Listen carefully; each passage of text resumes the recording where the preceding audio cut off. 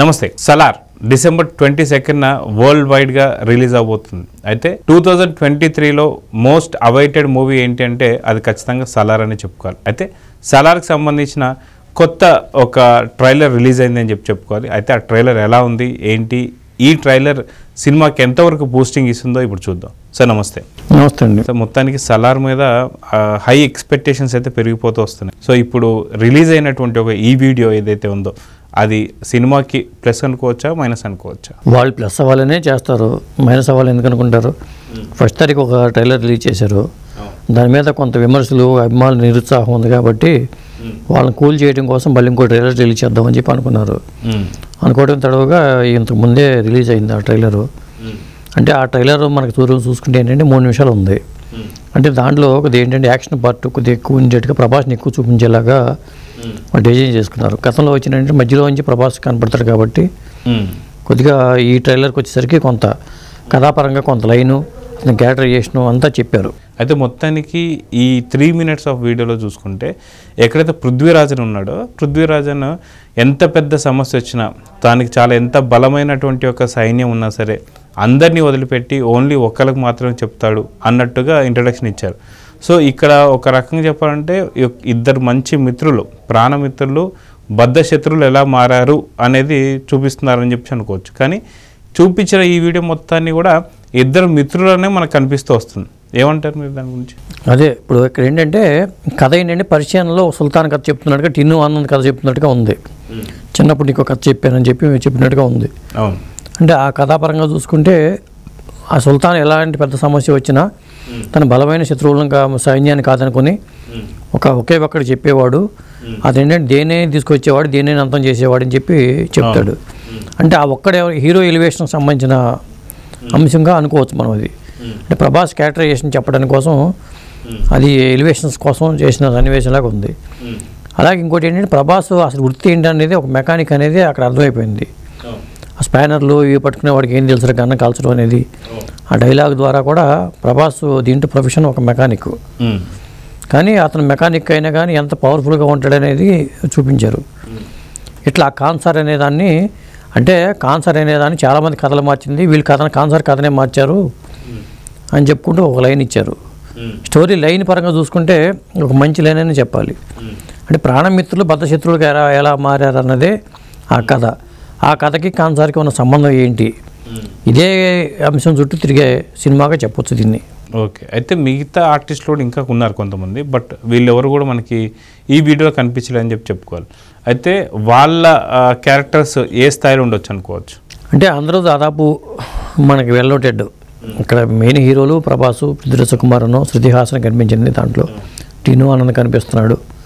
ఇట్లా చాలా క్యారెక్టర్లు మనకి వచ్చి వెళ్ళిపోతూ ఉంటాయి. జగత్ బాబు వీళ్ళందరూ ఉన్నారు కాబట్టి అంటే ప్రధానంగా వీళ్ళ చుట్టూ హీరోల చుట్టూ తిరిగే కథ ఇది చెప్పుకోవాలి. అంటే మొదటి పార్ట్లోనే శత్రువుగా మారుతాడా లేకపోతే సినిమా అయిపోయే టైంకి శత్రువుగా మారుతాడనేది ఒక సస్పెన్స్. ఎందుకంటే ఫస్ట్ హాఫ్కి వచ్చే ఇది 2 పార్ట్లుగా వచ్చే సినిమా కాబట్టి సినిమా చివరికి వచ్చేసరికి బద్ధశత్రువులుగా మారుతారు. ఆ తర్వాత ఏమైందనే క్యూరియాసిటీ మనకి తలెత్తుతుంది. అంటే ఈ సినిమాకు ఒక ఇంటర్వెల్ బ్యాంగ్ ఉండాలి. అంటే 4 ట్విస్టులు ఉంటాయి ఈ సినిమాలో. 2 పార్ట్గా సినిమా వస్తుంది కాబట్టి 4 ట్విస్టులు ఉండాలి. ఒక ఇంటర్వెల్ బ్యాంగ్ ఏంటి, ఆ క్లైమాక్స్. ఆ క్లైమాక్స్ సినిమా ఎండ్ అవ్వదు కాబట్టి అదొక ట్విస్ట్. అక్కడి నుంచి మళ్ళీ కథ. ఇట్లా 4 పార్ట్లుగా సాగుతుంది. ఇక 3 నిమిషాల ట్రైలర్ మాత్రం ప్రభాస్ హీరోయిజం ఎలివేషన్ ఇలాగానే ఉంది. ఎప్పుడైతే ప్రభాస్ కనిపించలేదు, పెద్దగా కనిపించలేదు అన్నట్టు విమర్శలు చెక్ పెట్టడానికి, ఆ విమర్శలు చెక్ పెట్టడానికి కోసం ఈ ట్రైలర్ వదిలారు. పైగా సినిమా ప్రమోషన్స్ కూడా వాళ్ళు ఏం పెద్దగా చేయట్లా, అసలు దీని ఏమీ చేయట్లే. వాళ్ళు సాఫీగా సినిమా రిలీజ్ కాబట్టి ఇంకా 2 రోజులే ఉంది. ఆ 2 రోజుల కోసమే వాళ్ళు అసలు ఏమీ టెన్షన్ లేకుండా ఉన్నారు. హైప్ చేయకుండా ఎట్లా మెయింటైన్ చేసుకుని వెళ్తున్నారు. సినిమా మీద హైప్ ఉంది కాబట్టి ఇక మనకు అనవసరం పబ్లిసిటీ అనుకున్నారు వాళ్ళు. అయితే ఓపెనింగ్స్ ఎలా ఉండబోతాయి అనుకోవచ్చు? ఖచ్చితంగా ఇది భారీ స్థాయిలోనే జరుగుతాయి ఓపెనింగ్స్, మామూలుగా ఉండదు. ఈ సంవత్సరం రిలీజ్ అయిన సినిమాల్లో అత్యధిక వసూలు సాధించిన తొలి రోజు సినిమాకి ఇదే రికార్డులు అవుతుంది. దీని ఎఫెక్ట్ డంకీ మీద ఉంటుంది. ఆక్వామ్యాన్ అనేది ఇంకో సినిమా, హాలీవుడ్ సినిమా కూడా వస్తుంది. ఖచ్చితంగా వాటి మీద ఎఫెక్ట్ పడుతుంది. ఎందుకంటే సలార్కి పబ్లిసిటీ చేయకపోయినా సరే సలార్ ఓపెనింగ్సే రికార్డ్ బ్రేక్లో ఉంటుంది. అయితే ఫస్ట్ పార్ట్ బేస్ చేసుకునే పార్ట్ 2 ఉండబోతుందని చెప్పి అనుకోవచ్చు. సో ఫస్ట్ పార్ట్ కింద సంచలనం కొడితే మడుకు సెకండ్ పార్ట్కి ఇంకా క్రేజ్ పెరిగే అవకాశం ఉందనుకోవచ్చా? ఖచ్చితంగా ఉంటుంది. ఎందుకంటే ఇప్పుడు బాహుబలి 2కి తేడా ఎంత ఉంది, మళ్ళీ కొంత వాళ్ళు రీషూట్లు చేసిన అవకాశాలు కూడా ఉంటాయి. ఎందుకంటే ఈ సినిమా మొత్తం ఒక్కోసారి బాహుబలి తీసిన తర్వాత మళ్ళీ చాలా గ్యాప్ వచ్చింది సెకండ్ పార్ట్కి. ఎందుకంటే అంచనాలు పెంచుతుంది, బాహుబలి 1 అనేది అంచనాలు పెంచింది. దాన్ని మరి సాధించాలంటే కొంత రీషూట్ చేసుకుని బాహుబలి ఇంకా కొంత ఖర్చు పెట్టి అదనంగా తీసుకొచ్చారు. సలార్ ఫస్ట్ పార్ట్ కనుక ఇది హిట్ అయితే సెకండ్ పార్ట్ మీద ఇంకా కొంత రిచ్గా వెళ్తారు వాళ్ళు ఖచ్చితంగా. అంతే కొంత చాలా వరకు షూటింగ్ అయిపోయి ఉంటుంది, బ్యాలెన్సింగ్ వర్క్ ఏమైంది ఉందో అది దానికి కొంత వాళ్ళు ఎక్కువ ఖర్చు పెడతారు. అయితే 3 minutes ఆఫ్ వీడియో చూస్తున్నంత వరకు కూడా కరెక్ట్గా కేజీఎఫ్ని చూస్తున్నట్టే కనిపిస్తుంది. ఎందుకంటే అక్కడ కూడా సేమ్ డార్క్ మోడే, ఇక్కడ కూడా డార్క్ మోడే సేమ్. అదే విధంగా ఆ డార్క్ మోడ్ మీరు ఎలా ఫీల్ అయ్యారు? అంటే మనకి ఇక అతనికి ఒక పందా ఉంది ప్రశాంత్ నీల్కి, దాన్ని అదే ప్యాటర్న్ ఫాలో అవుతున్నాడు అతను. ఇక తన మార్క్ అంటూ ఉండాలని కాబట్టి అట్లా వెళ్తున్నాడు. రాజమౌళికి ఒకటి ఉంది, రాజమౌళికి ఆ మార్కులో రాజమౌళి వెళ్తూ ఉంటాడు. అట్లాగే ప్రశాంత్ నీల్ కూడా మనకి అతని పద్ధతి ఇంతే అనుకోవాలి, అట్లాగే వెళ్తుంటే 3 నిమిషాల ఆఫ్ వీడియోలో కూడా చూసుకుంటే మనకి బీజియం రవి పసూర్ ఇచ్చినటువంటి వాయిస్ కూడా ఆ మ్యూజిక్ కూడా చాలా బాగుంది అనిపిస్తుంది. మీకు ఎలా అనిపించింది? బీజియం చాలా బాగుంది, ఎలివేషన్స్ అయితే అదిరేట్గా ఉన్నాయి. ప్రభాస్ ఫిగర్ కానీ అతని బాడీనే ఒక జైంట్ బాడీ, దానికి తగ్గట్టుగా గతంలో మనకి ఏంటంటే ఫస్ట్ పార్ట్ డైలాగ్ డెలివరీ అంత బాగాలేదు అనుకున్నాం, కానీ దాన్ని సరి చేసినట్టుగా ఈ ట్రైలర్ అయితే ఉంది. అలాగే దీనికి సంబంధించిన మేకింగ్ వీడియో కూడా ఒకటి రిలీజ్ అయింది. ఇట్లా వరుస పెట్టి ఇవి చేసుకుంటూ వస్తున్నారు. ఇది తప్పితే వీళ్ళు ప్రీ రిలీజ్ ఈవెంట్ చేస్తారా లేదో కూడా సమాచారం లేదు.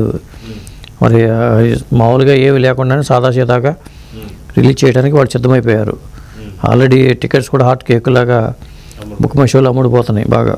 అదే మొత్తానికి శృతి హాసన్ ఇన్నేళ్ల తర్వాత మళ్ళీ ఇప్పుడు సలార్లో ఇలా చూస్తుంటే ఎలా అనిపించింది? ఆవిడ క్యారెక్టర్కి మనకి సాధారణంగా 2 హీరోలు ఉన్నప్పుడు హీరోయిన్కి అంత ఇంపార్టెంట్ క్యారెక్టర్ ఉండదు. కాబట్టి కేజీఎఫ్లో కూడా హీరోయిన్కి ఒక న్యాయం చేశారు కాబట్టి శృతి హాసన్ పాత్రకి కొంత న్యాయం చేసే అవకాశం అయితే ఉంది. అలాగే దీంట్లో సాంగ్స్ కూడా పెద్దగా ఉండవనిపిస్తుంది. ఒక మాంటే సాంగ్ మాత్రం మన సూర్యుడు అంటూ రిలీజ్ అయిన సాంగ్ కూడా నాకైతే చాలా బాగా నచ్చింది ఆ పాట. ఎందుకంటే ఈ కథకి దానికి సంబంధించిన ఆ పాట చక్కగా యాప్ట్గా ఉంది, పాట కూడా చాలా అదిరిపోయేలా వచ్చింది. సో మొత్తానికి 22nd ప్రభాస్ ఫ్యాన్స్కే కాదు తెలుగు ఫ్యాన్స్ అందరు కూడా ఒక పెద్ద పండుగ అనుకోవచ్చా? ఖచ్చితంగా అందరూ వెయిట్ చేస్తున్నారు. ఈ సంవత్సరం చివరిలో ఈ సినిమా కోసం వెయిట్ చేస్తున్నారు. ఇది ఎందుకంటే ఈ సంవత్సరం ఫస్ట్ జనవరిలో వస్తుంది అనుకున్నారు, కానీ డిసెంబర్ అయింది. అది చూడాలి మరి దీని ఫలితం ఎలా ఉంటుందో. సో చూద్దాం సార్, మొత్తానికి ప్రభాస్ ప్రభంజనం ఎలా ఉంటుందో చూద్దాం మరి. సో ఇదండి మొత్తానికి December 22nd రిలీజ్ కాబోతున్నటువంటి ఈ సినిమా ప్రభంజనం మాత్రం ఓపెనింగ్స్ మాత్రం దద్దరిల్లిపోయేటట్లున్నాయి. తర్వాత ఈ సినిమా పార్ట్ 1 ఏ రేంజ్లో హిట్ అవుతుందో చూద్దాం మరి. Thank you.